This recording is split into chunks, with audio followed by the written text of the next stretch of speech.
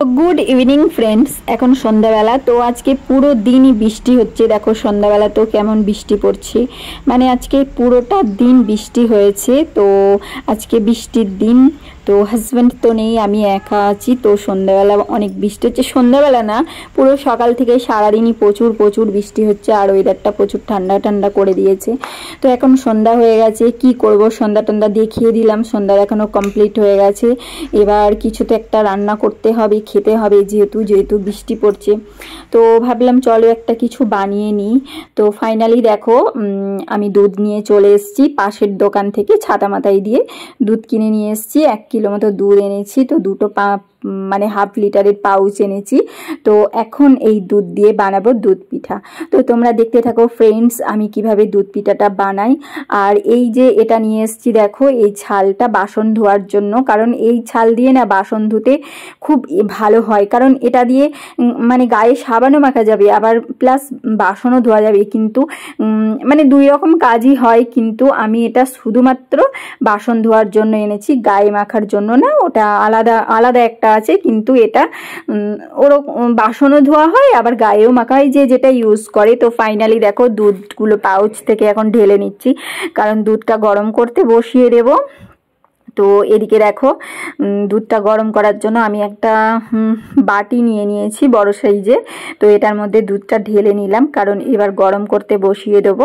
এদিকে দুধটা গরম করতে বসিয়ে দেবো, এদিকে আমি চালটা গুঁড়ো করে নেব। ফাইনালি দেখো আমি রান্নাঘরে চলে এসেছি, দুধটা বসিয়ে দিলাম। কিন্তু কি বলতো, দুধের বাটিটা ছোট হয়ে গেছে। তো এই দেখো কি সুন্দর না, ছালটা দিয়ে বাসন ধুতে খুব ভালো হয়, মানে বাসন মাজতে খুব ভালো হয়। তো এটা শুধুমাত্র বাসন মাজার জন্যই নিয়ে আসলাম, গায়ে মাখার জন্য বাথরুমে অন্য ছাল রয়েছে, কিন্তু এটা শুধুমাত্র বাসন ধোবো।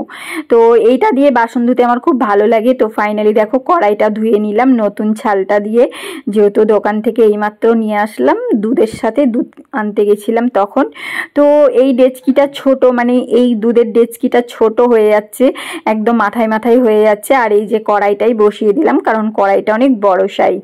তো এদিকে দেখো চাল ভিজিয়ে রেখেছিলাম, যেহেতু আজকে আমার দুপুর থেকেই প্ল্যানিং ছিল যে আজকে একটু দুধ পিঠে বানাবো, যেহেতু সারাদিন বৃষ্টি হচ্ছে, তাই আমি চালটা ভিজিয়ে রেখেছিলাম। তো এবার চালটা দেখো পেস্ট মানে গুঁড়ো করে নেব, চালের গুঁড়ো করে নেব। তো চালের গুঁড়ো করে যেইভাবে দুধ পিঠা বানানো হয় সেইভাবেই আমি এখন দুধ পিঠাটা বানাবো, কারণ এইসব খেতে না আমার খুবই ভালো লাগে। আর দুধ জাতীয় খাবার খেতে তো আমার অনেক অনেক ভালো লাগে, আমি অনেক ভালোবাসি দুধ জাতীয় খাবার খেতে। তো এদিকে দেখো চালটা নিয়ে নিলাম, 2 বার দিলেই হবে, একদমই অল্প চাল দিয়েছি, কারণ বেশি দিইনি। বেশি দিলে কে খাবে, আমি একজন খাবো। তো এই আর কি। তো দেখো এবার চালটা গুঁড়ো করে নিচ্ছি আমি।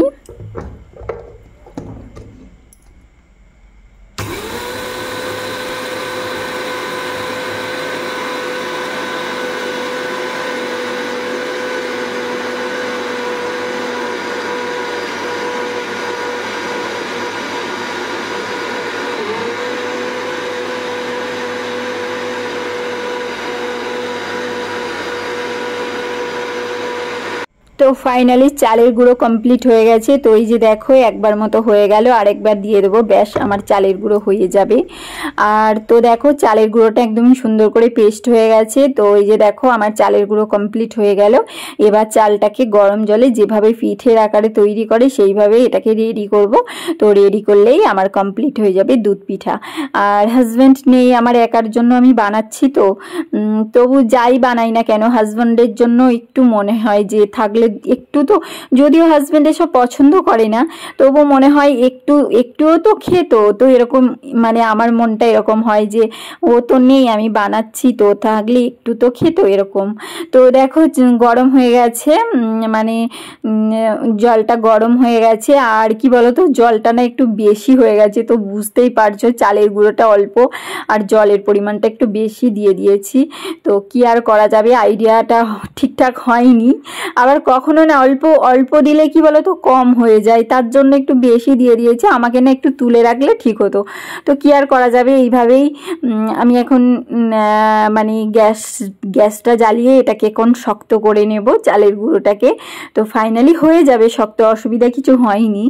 তো এই আর কি। তো এদিকে দেখো আমি সুন্দর করে ড্রোটা বানিয়ে নেবো, একদমই ভালো করে দেখো মাখিয়ে নিচ্ছি। তো দেখো ফাইনালি অনেকটা শক্ত হয়ে গেল, তো আর একটুখানি নাড়িয়ে চাড়িয়ে নেবো, ব্যাস শক্ত হয়ে যাবে।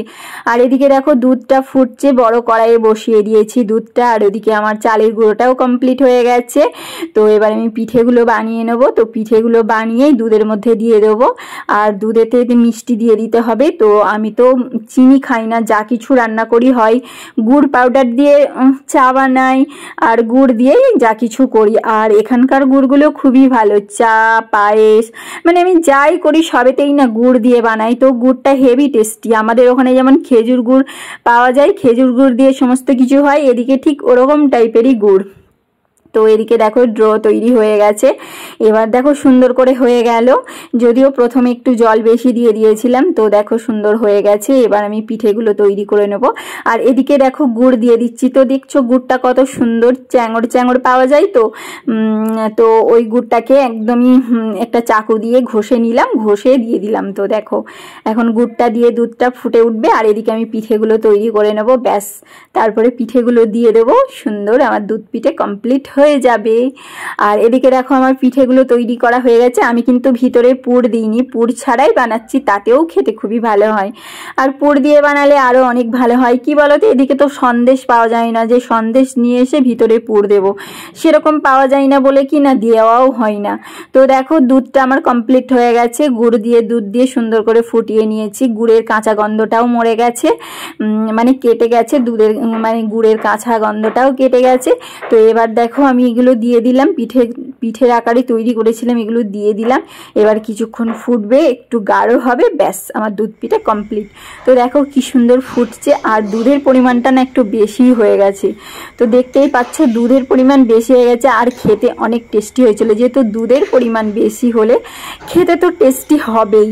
আর আমি না যাই বানাই না কেন দুধ দিয়ে কোনো কিছু বেশি করে দুধ দিয়ে বানাই, আমার অল্প দুধ দিয়ে কোনো কিছু বানাতে ইচ্ছা করে না, আর সেটা না আমার খেতেও ভালো লাগে না এই রকম। তো এটা দেখো আমি দুধ পিঠা করে নিয়েছি, আর এটা সয়াবিন কষা ছিল দুপুরবেলা, আর এই যে মুড়ি। তো এটাই আমার আজকে রাত্রের ডিনার। তো এখন 8:30 বাজে। তো এক্ষুনি আমি ডিনার করে নেব, কারণ হাজব্যান্ড তো নেই। তো চলো ডিনার করে নিই, তারপরে মোবাইল দেখবো। তো ফ্রেন্ডস আমার ডিনার কমপ্লিট হয়ে গেছে। আজকে দুধ পিঠা বানিয়েছি আর বানালাম, কারণ ঠান্ডা ঠান্ডা রয়েছে তো, আর আমার তো এইসব খেতে খুবই ভালো লাগে, আমি এসব খুব ভালোবাসি খেতে। তো দুধ পিঠা আর সয়াবিনের তরকারিটা ভেবেছিলাম রাত্রে রুটি দিয়ে খাবো, তো রুটি তো করলাম না। তো চলো এখন মুড়ি দিয়েই এখন খেয়ে নিই। তো চলো ফ্রেন্ডস আমার ডিনার রেডি হয়ে গেছে, আমি এখন ডিনার করে নিচ্ছি। তো চলো আজকের ভিডিওটা তোমাদের কেমন লাগলো অতি অবশ্যই কমেন্ট করে জানিও। সন্ধ্যা থেকে আমি একটু দুধ পিঠে বানালাম, সেই রেসিপিটাই আমি তোমাদের সাথে শেয়ার করলাম, আর সেই সময়টাই আমি তোমাদের সাথে কাটালাম। তোমাদের কেমন লাগলো অতি অবশ্যই কমেন্ট করে জানিও। আবারও ফিরে আসবো আগামীকাল সুন্দর আরেকটা নতুন ব্লগ নিয়ে। আর আজকের ব্লগটা দেখে অবশ্যই লাইকটা করে দিও, কারণ তোমাদের একটা লাইক আমাকে ভিডিও বানাতে অনেক উৎসাহ দেয়। তো তোমরা ভালো থাকবে, সুস্থ থাকবে, আর আমিও তো অনেক ভালো আছি। তো সকলকে tata, bye bye, good night. আবারও ফিরে আসবো পরের আরেকটা সুন্দর ব্লগ নিয়ে।